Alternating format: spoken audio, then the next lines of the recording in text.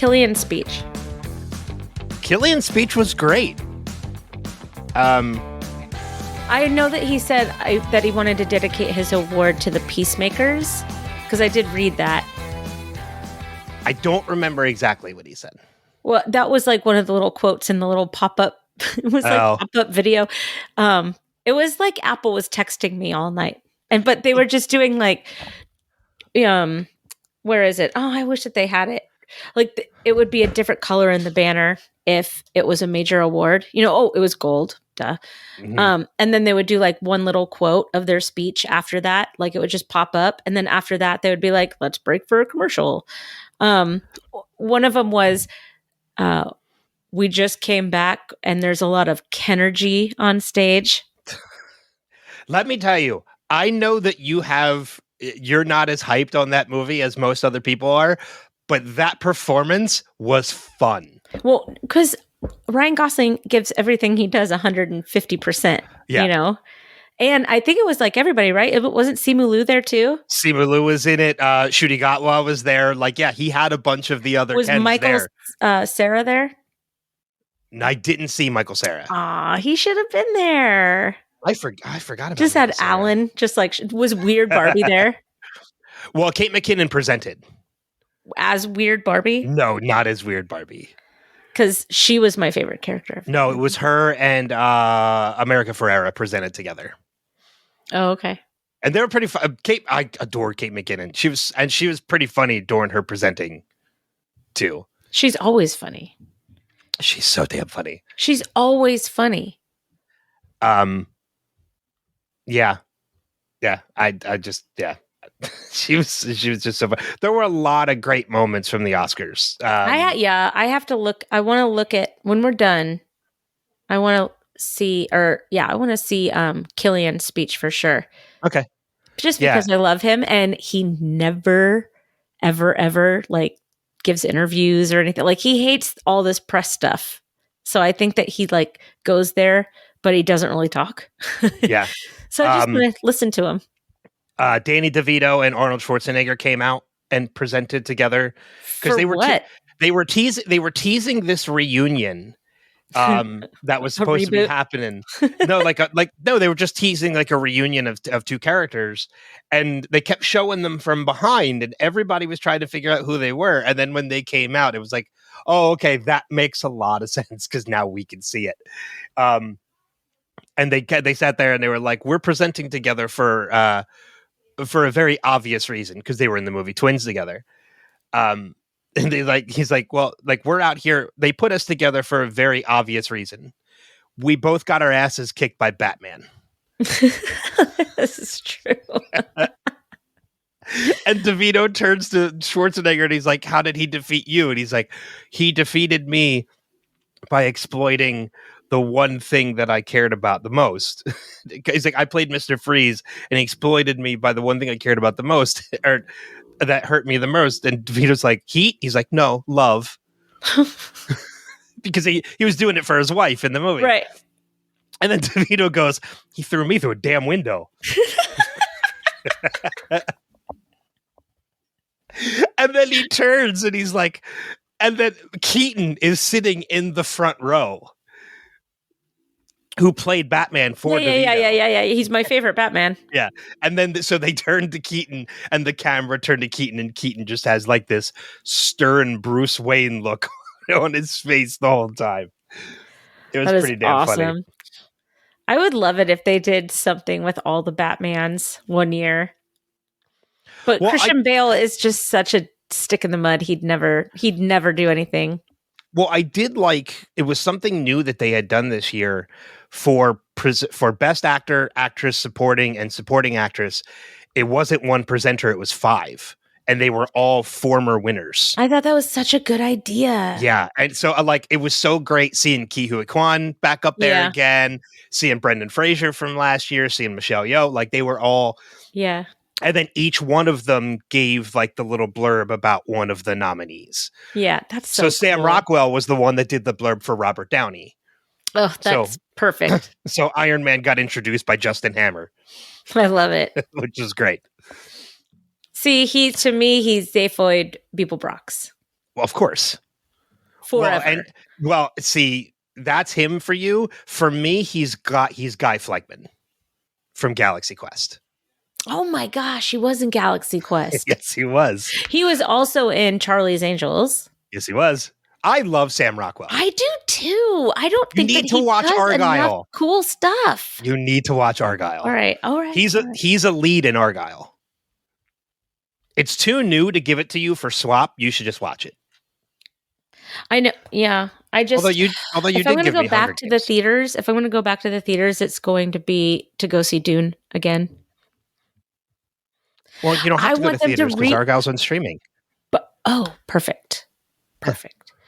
But I just want I want the theaters to re-release the first Dune and pair it with the second Dune and give me like 30 minutes in between each movie to pee, to order some food, to get comfy, like make a whole thing of it. Give it time. They'll do it. But like, because Dune didn't get a fair shake in the theaters because it was COVID. It came out in 2020 and and all the theaters were closed. So I feel like there's a huge chunk of us, and I'm included in that really want to see it in a theater. Like I said, give it time.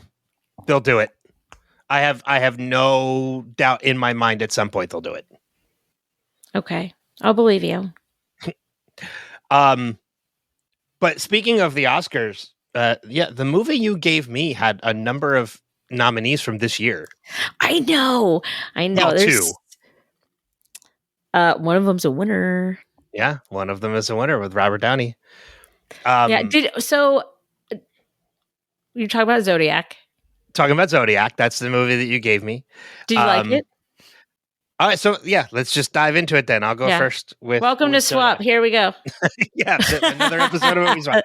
Every episode we do of this podcast just starts with banter. We don't do any intro for this podcast. We keep it as casual as possible. People listen and know what they're listening to. Well, what's really funny to me, though, is that we started this because we talked so much before the Revisited, and now we're doing it again with this one. Yep. But no, so you gave me Zodiac from 2007, directed by David Fincher with Jake Gyllenhaal, Robert Downey Jr., Mark Ruffalo, Brian Cox, Anthony Edwards. This movie had a cast. And even the smaller parts. Yeah, even the smaller parts, like even like little ones, were still like character actors, like well-known character actors. Yeah, John Carroll Lynch, who played Arthur Lee Allen. John Terry, as I mentioned, Christian Shepherd from Lost, played John Terry, played Charles.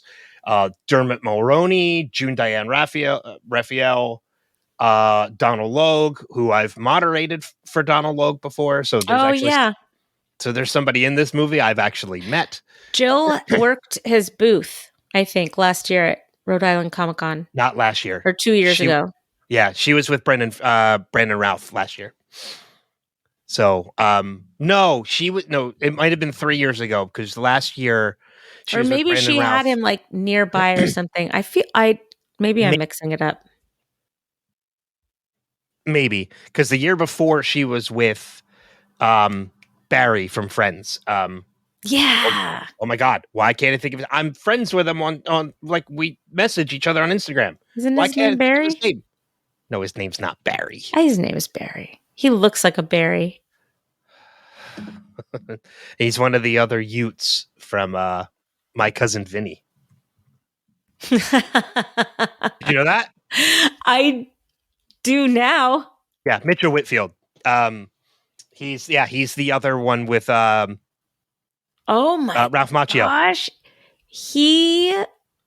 Okay, I see it. Oh, that's crazy. Anyways, Did you like Zodiac? So I told you a little bit about this yesterday when we were recording.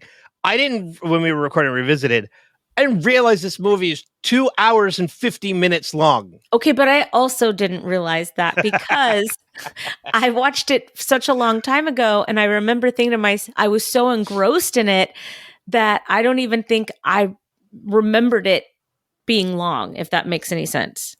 I did enjoy it. I actually really, really enjoyed it. Oh, good. I thought Gyllenhaal was fantastic. I thought Robert Downey, man, come on, like there's a reason why he finally won an Oscar this year. He's so good. He's so good. I'll tell you who I really liked was Ruffalo. Yeah, Ruffalo's amazing. Ruffalo's fantastic in this movie. So I just wanted to say before you get into it, I wrote down, because I had this, like, I was laughing to myself the other night. I said, Iron Man and Mysterio team up to crack a case. Hulk and Goose are on the trail. Yeah. I've thought about that too. I was like, there are 3 Marvel people leading this movie. Crazy, I know. Well, you know this, and I've looked at the timeline. This is the last movie Downey did before becoming Tony Stark. Yeah, it was 2007, and then he was Tony Stark in 2009. 08, I think. Okay. Either 08 or 09. So he was doing his indie film before he became a big action star. I guess that's the way to put it. But yeah, this little star-studded, jam-packed David Fincher indie film. Yeah, he did Zodiac in 2007. Then he did a couple smaller things. He did Lucky You and Charlie Bartlett, and then he did Iron Man in 2008. Yeah, that was I think the second movie. Who cares? That was the first, that was one of the first dates that Dave and I had. Was Zodiac? No. Iron Man. It's like, Jesus. No, Iron Man. I'll never forget it, because we're watching the movie, and I was like, wow, that was really good, blah, blah, blah. And Dave laid out the entire Marvel plan for me in that theater.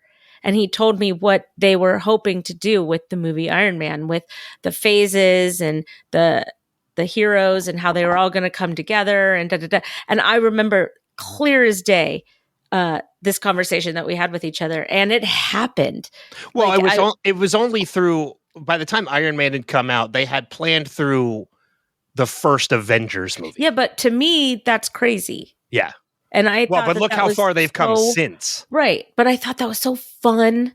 Oh. What a fun idea. I couldn't wait. Like, of course that's what we need, right? Oh, I was the same way. Like I know we're already off Zodiac and on to like Marvel for some reason, but yeah, I remember seeing Iron Man in theaters and being like, wait a minute. So you mean to tell me we're also going to get, I would like, and after realizing how good Iron Man was, right? Exactly. Like going home and realizing, so wait, you mean to tell me now we're also going to get a Captain America, a Thor, and a Hulk movie? Right.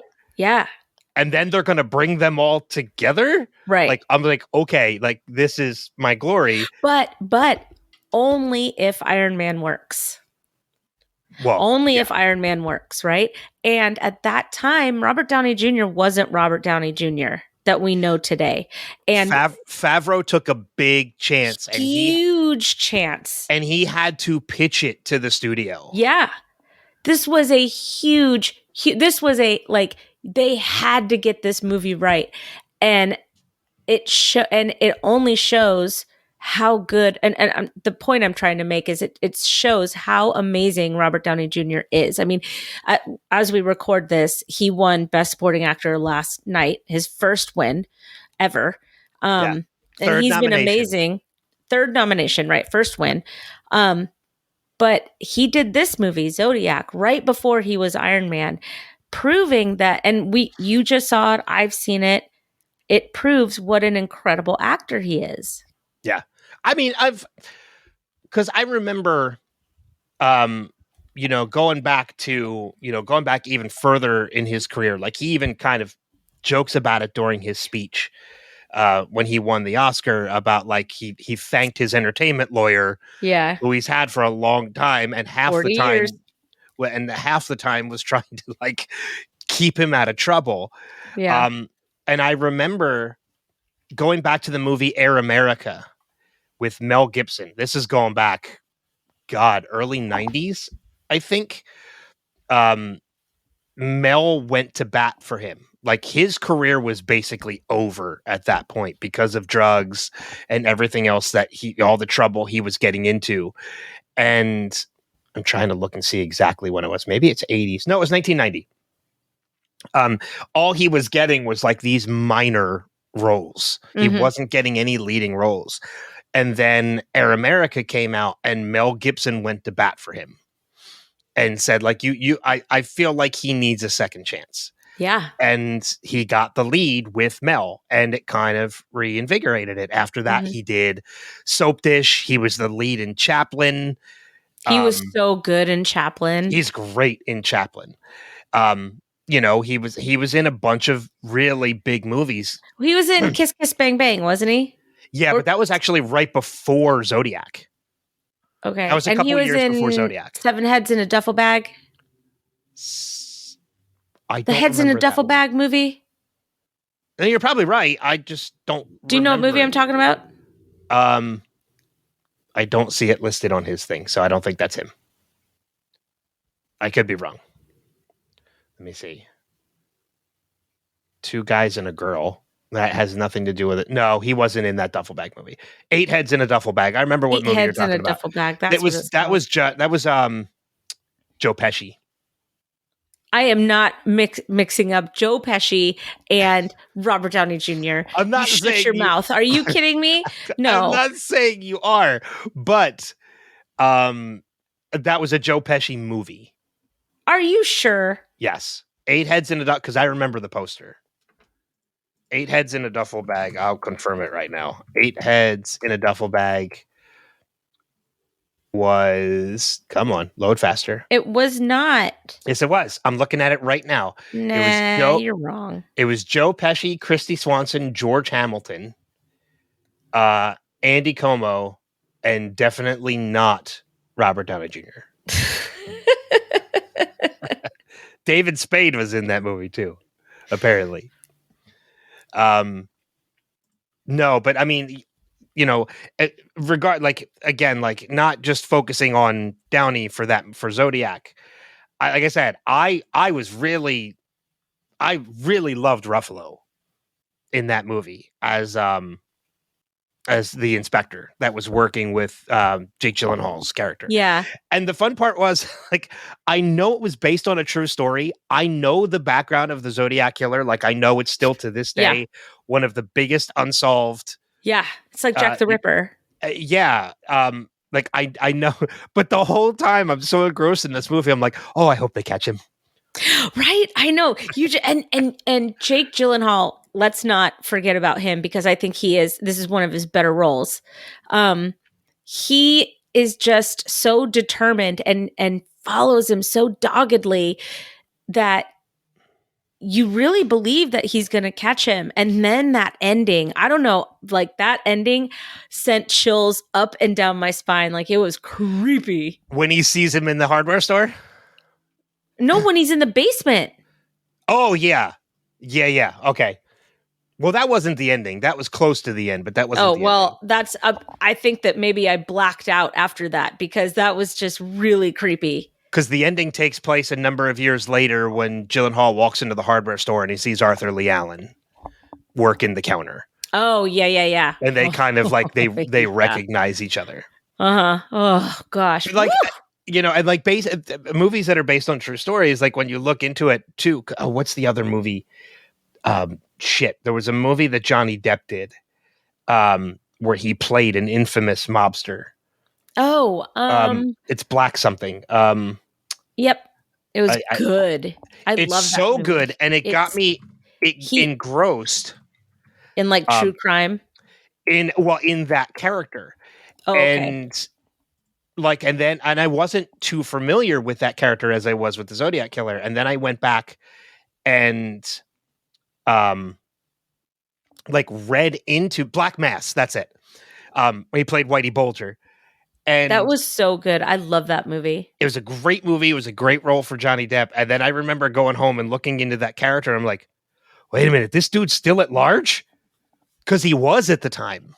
He's since been caught and I think has since died. But at the time that movie came out, Whitey Bulger was still a fugitive. And I remember like that freaking me out.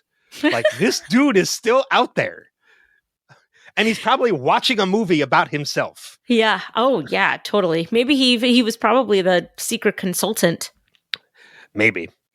But going back to Zodiac, like, yeah, like I was so engrossed in it, and maybe it's because I've been watching a lot of CSI, Yeah. but I was like, oh, I really hope they catch this guy by the end. Never, like, realizing I know the true story. Right, Like, right, they right, right. never caught him. Yeah, but he probably did. Oh, from if the movie did a great job in convincing me that it was Arthur Lee Allen. Right. And I think there's I think the movie sets it up in like the whole text at the end that they were actually ready to actually pursue charges against him for being the Zodiac killer, and that he died like a week before they were going to do it. If So this dude got away with it. Of course he did. And what stinks is that it's just, if he died, where are his trophies? Well, he didn't take trophies, did he? Well, that's what I'm saying. Like, he has to have something. He has to have something, right? He's not just kill him and walk away. He has to have something that makes him remember, right? I mean, isn't that like the whole serial killer shtick? Well, he had his theatrics by leaving the the notes codes and the letters and the letters and calling, and right. that was his signature. Right. That was what made him so famous. That's where he got his high. Because he only killed 5 people. Yeah. That they know of. Right. They think he's taken credit for others, but I think they've since proved that he didn't do the other ones that he took credit for. Crazy. They know for sure there were 5. Yeah. Okay. But yeah, his trophies were in the form of the codes that he left behind and playing with everybody. Like it was a game. Yeah. Cuz they're all crazy. Yeah. Every single one of them. But it was really good. There were a lot of familiar faces in the movie. Did it feel like it was almost 3 hours? No. It really didn't. All right. Really so my memory of it is okay. Like, yeah. If you didn't know that it was 2 hours and 46 minutes, would you like look back and be like, this is a long movie? If I didn't look at the running time, I probably would have forgotten by the end. It's very similar to Oppenheimer. Like Oppenheimer's 3 hours and it does not feel like it's 3 hours. No, I wanted half an hour more. It didn't feel like 3 hours at all. I gotta see that movie again. I do too. I was thinking about it last night. I'm like, I need to rewatch Oppenheimer. I love how Robert Downey Jr.'s story ends. Oh, in the movie. Yeah. The senator's story. Right. Yes. There's just, I mean, I know we're going back to other movies from Robert Downey. The Oscars were last night too, so it's kind of hard. Yeah, but at the same time, there are so many great stories that came out of Oppenheimer, like the fact that there's so many interesting behind the scenes things from Downey saying during his speech that it was a movie he needed. Not Christopher Nolan, but then there's Matt Damon's story where he was actually ready to take a break and said the only way he wouldn't is if he got a call from Christopher Nolan, and then he got a call from Christopher Nolan. Cillian Murphy was shocked when Christopher Nolan wanted him to play Oppenheimer. Well, and then Ben he had Kingsley, never been a lead before. And Ben Kingsley said during his presentation of it is that he took the role sight unseen. He never read the script before taking the role. That's insane. How about that? Ballsy. Mm-hmm. Yeah. He. Well, how about I learned last night with my pop-up Apple Video that when they won cinematography, that they had to invent the black and white film to film in IMAX because it didn't exist. Well, and have you seen pictures of the reel? No. The pictures of the IMAX reel, it's ridiculous. I'll see if I can find them. Okay. They actually had to install new projectors in a number of IMAX theaters just to show Oppenheimer because of the weight of the reel. Like the film reel was miles long. That's amazing. It's crazy. That movie was an opus.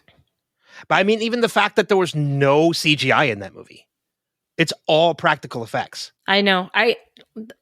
The movie is spectacular. It was, I mean, the minute I saw it, the minute you saw it, the minute we saw it, we were like, we're done. That's it. That's best picture. Everybody go home. I went to the screening 2 weeks before it came out, and I saw it on IMAX. And I remember walking out of that theater and being like, oh, this is sweeping the Oscars. No, there's no, I mean, if you've seen that movie, you walk out and you're like, that was it. That was it. Yeah. I was like, oh, this is, I'm hit or miss on Nolan. This is a hit. And Nolan's going to win his first Oscar. It was, I told you the same thing.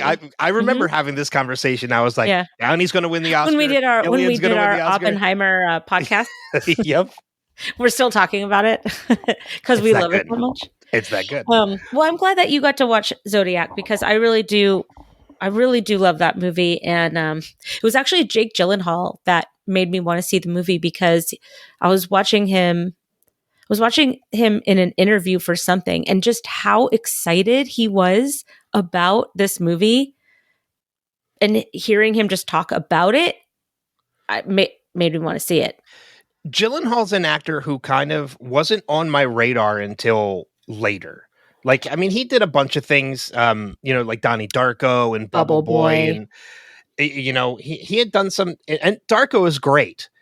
But it wasn't until maybe the past decade that I've really started to gain attention for Gyllenhaal. He's come into his own.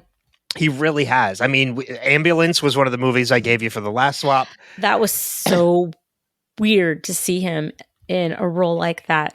And then I gave you the other movie. I didn't give it to you in a swap, but I recommended it to you, the one where he's the dispatcher that was recorded over COVID, where he's the 911 dispatcher. I still haven't seen that. Yeah, you need to watch that. Okay. I won't give it to you during swap because I already gave it to you. But it's not to mention it would be a third week in a row of Gyllenhaal. I know. We'd call it our Gyllenhaal era. The Guilty is the name of that one. Okay. But him and Hugh Jackman in Prisoners, that's a fantastic movie. He's going to be Dalton in the new Roadhouse remake. I don't know what those words mean. You've never seen Roadhouse? No. Oh. Is it an 80s movie? Yeah, it's an 80s movie. Uh-huh. You have your answer. It's Patrick Swayze. I've never seen it, but I know people love Brokeback Mountain. Oh, well, we could swap that right now. No, I'm not. No. We already said we're not doing another Gyllenhaal this week. Brokeback Mountain is beautiful. I've heard it's really good. It's beautiful. Oh, and I have nothing against it. I just, for some reason, I just haven't watched it yet. It's sad. Well, and it's Ledger too, which makes it worse. Yeah. Exactly. But no, I really enjoyed it. I'm glad you gave me this one. Anything's better than Last Supper. Shut up. But no, I enjoyed it. So I recommend it. If people out there haven't seen it, I actually had a friend of mine, because I posted on Facebook that I was watching it as podcast prep, and he's like, this is a good one. I'm like, yeah, I'm watching it for a podcast. And then he messaged again the other day. He's like, so what'd you think? I'm like, I can't say. You're like, you got to listen to my podcast. I'm doing it for the podcast. He's like, well, you could at least tell me if you liked it or not. And I'm like, no, I can't. Can't say anything. That's the whole point of the podcast. That's why we do it. Yep. So turning Baby to Driver. your movie, okay, then. So I have to tell you something. I love this soundtrack so much. Right, to this movie that it's so good. I had to grade. Oh my gosh, what I had to grade over the weekend was disgusting. I graded on Saturday. I graded Did Not Stop for 7.5 hours. It was unbelievable how much I had to grade.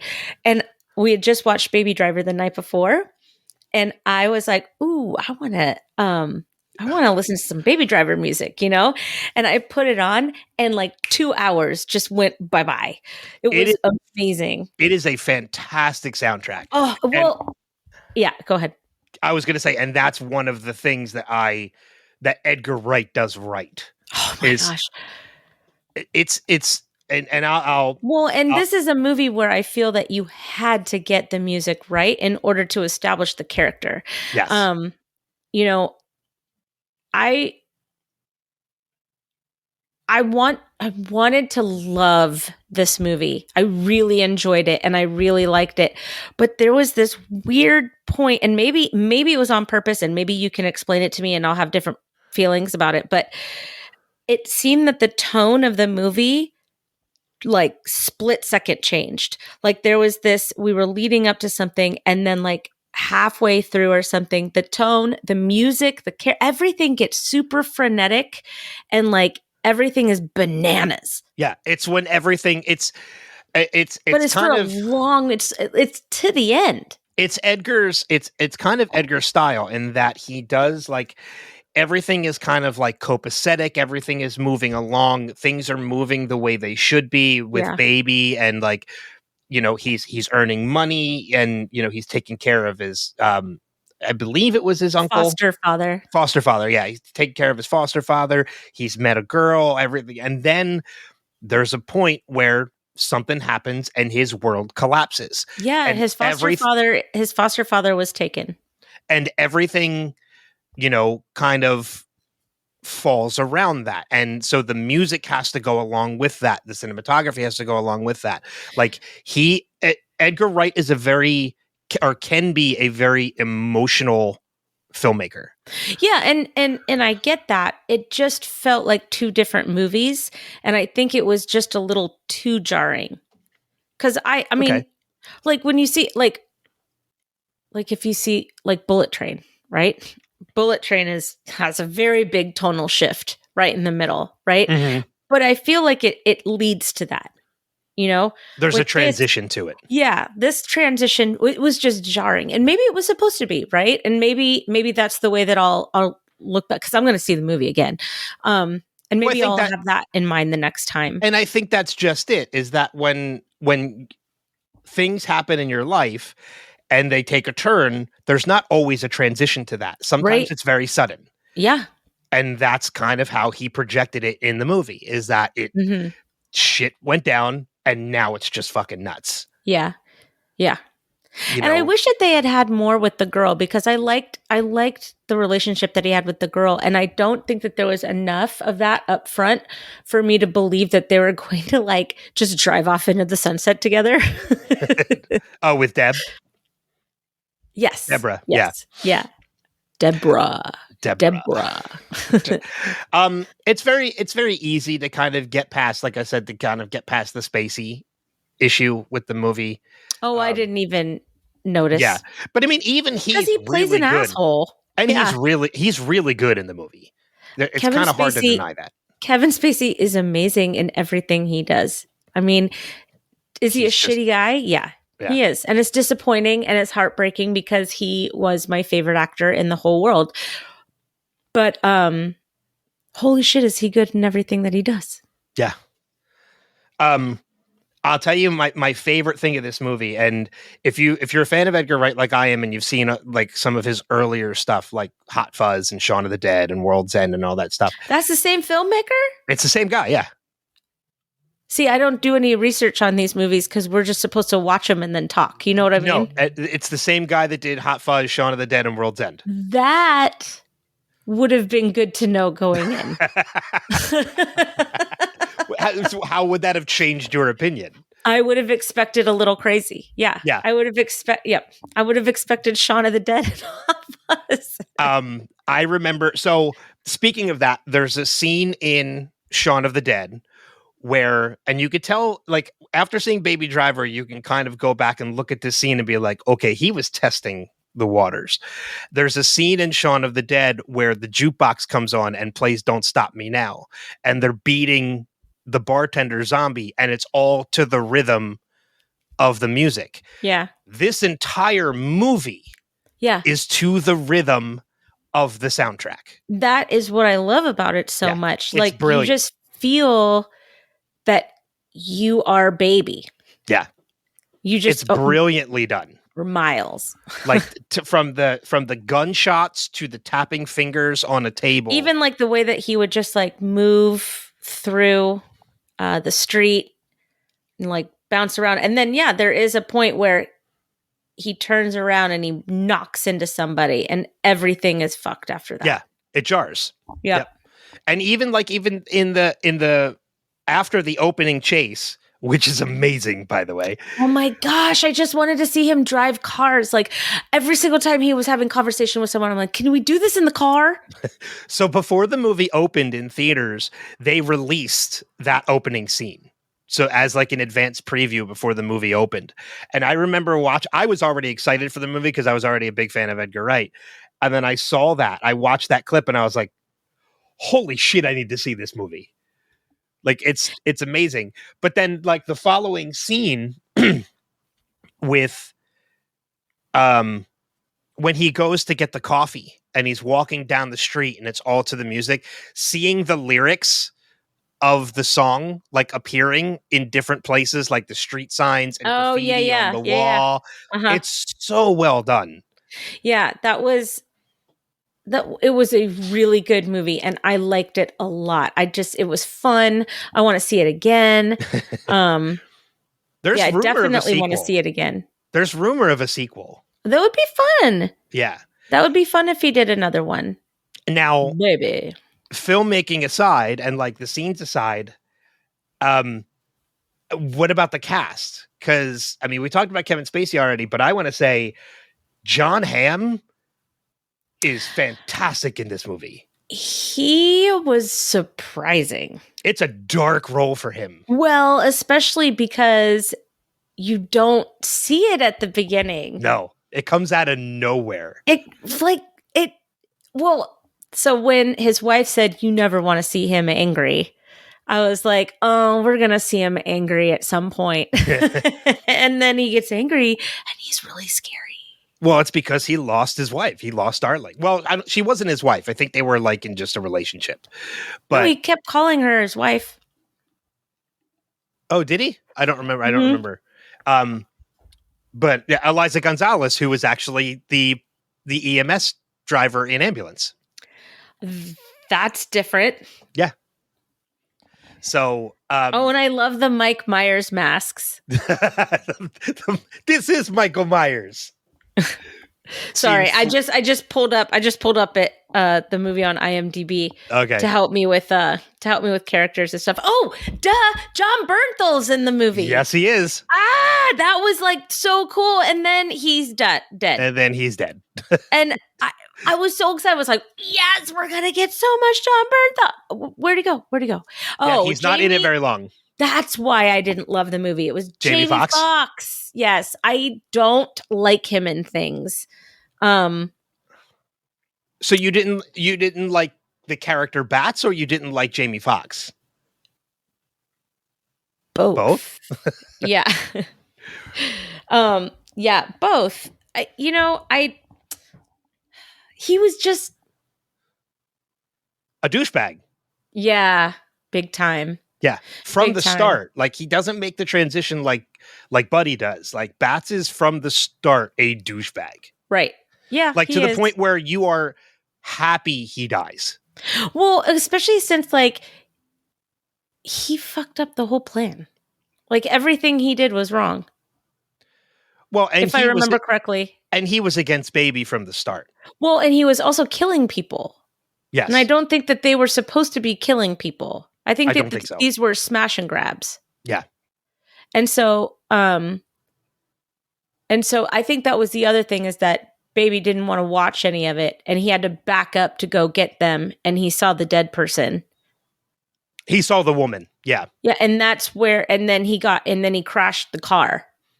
Which I think the theater cheered when I saw it in theaters. That was amazing. Yeah. That was an epic death. Yes, it was. And it was so righteous. But it's also the reason why Bats' death is also the reason why Buddy goes nuts, is because it changes the plan, and that's when Darling dies. Oh, yeah. Mm-hmm. It's when they're all running. Yeah. Yep. Oh. And Darling gets shot by the police, and Buddy goes crazy. Yeah. That scene in the diner where Baby walks in and Buddy's sitting at the bar, that is a tense scene. Yes, it is. Yes, it is. You know what? That was a fun movie. That was a really fun movie. I really enjoyed it. I love John Hamm. I really, really like John Hamm. Yeah, he's got range. Yeah, he does. He's got range. I love him in Parks and Rec. In the like 4 minutes that he's only in like, yeah, I was gonna say he's in like 2 If anybody wants to hang, I'll be at Fridays. I'll be at the Sizzler. The Sizzler, that's what it is. I'll be at the Sizzler. Yeah, he's got a lot of range, and I really, really like John Hamm. Yeah. I like this whole movie, actually. I'm just looking at the cast one more time. Oh, that was the other one, was Flea. He's the Michael Myers mask guy. Yes, This is Michael Myers. Yeah. I love Flea. He's wonderful. Yeah, he's Lucy does too. Aurora does. Yeah, but the whole cast, Ansel Elgort, John Bernthal, Lily James is beautiful. I was trying to think of something else I'd seen her in that I was a fan of, and I'm trying to remember what it was now. Lily James? Yeah. I don't know. Oh, she's in Iron Claw? That's another reason to watch that movie. Sure. Oh, that's right. She was in Yesterday. That's the other movie I really liked that she's in.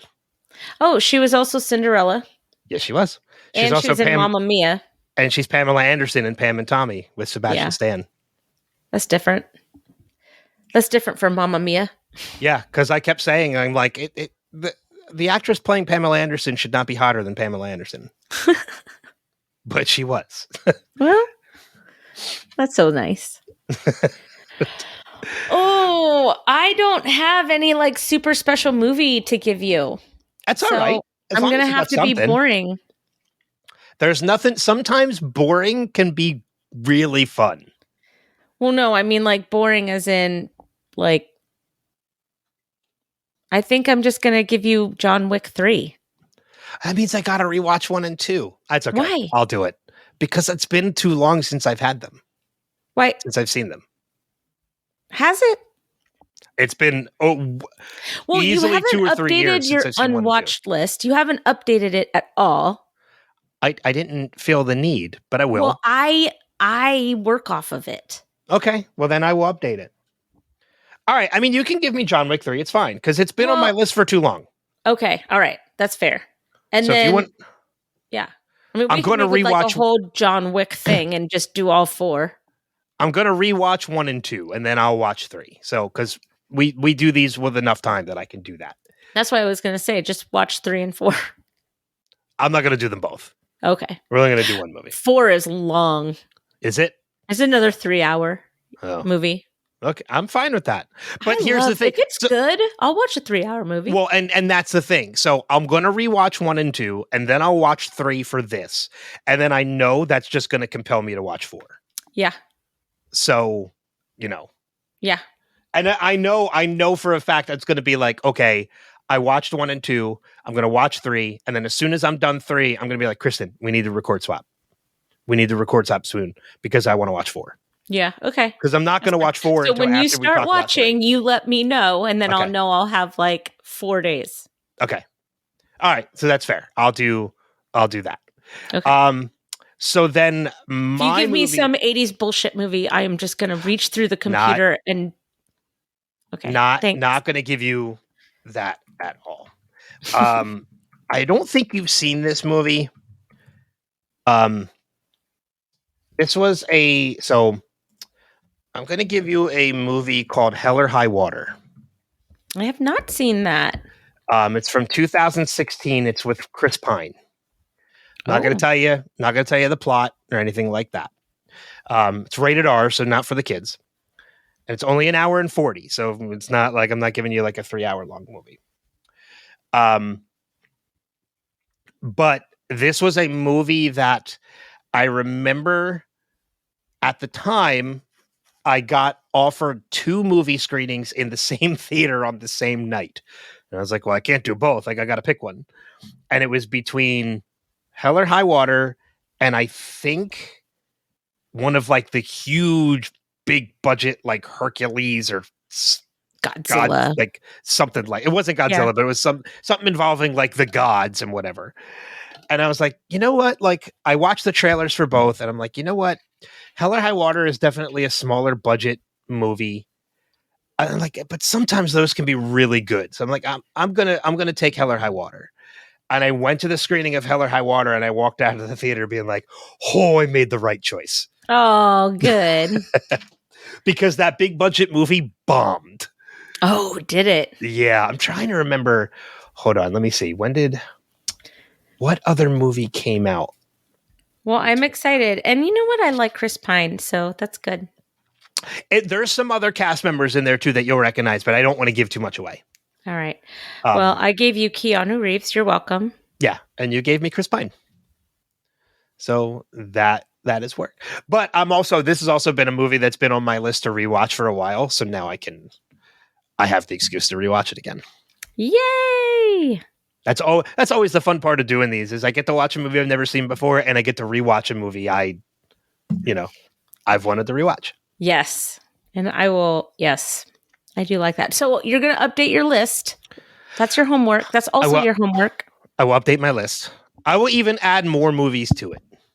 I'll try. Thank you. I will try. Try. You will. Yes, ma'am. Yep. There you go. You get it. But yeah, I think that's about it. Yeah. For this episode. We talked about both movies. We gave each other other movies. I think we're all set. Liked each other's movies. That's always a plus. I think so. That's always a plus. I mean, it doesn't always turn into absolutely hysterical conversations. Like that was a really good one. 3 to Tango. Can I also say real quick on a sadder note that when they did the In Memoriam last night during the Oscars, I didn't want to see it. I held it together until I saw Matthew Perry. And then I got a little choked up. Yeah. There were a number of people omitted from it for some reason that weren't. They had Lance Reddick, right? Lance Reddick was not in it. What? Why? Andre Braugher was in it. Lance Reddick was not in it. That's bull. Yeah, there were a couple big names that weren't in it. So I don't know what the deal was. I don't know why. But I mean, Pee Wee Herman, like Paul Rubens was in it. Or was not? Was. Oh, okay. Who were they? Names omitted from In Memoriam. There was like 3 big names. Oh no, there was a couple. Lance Reddick. Yeah, there was Suzanne Summers, Lance Reddick, Tret Williams, and Norman Lear. Fucking Norman Lear.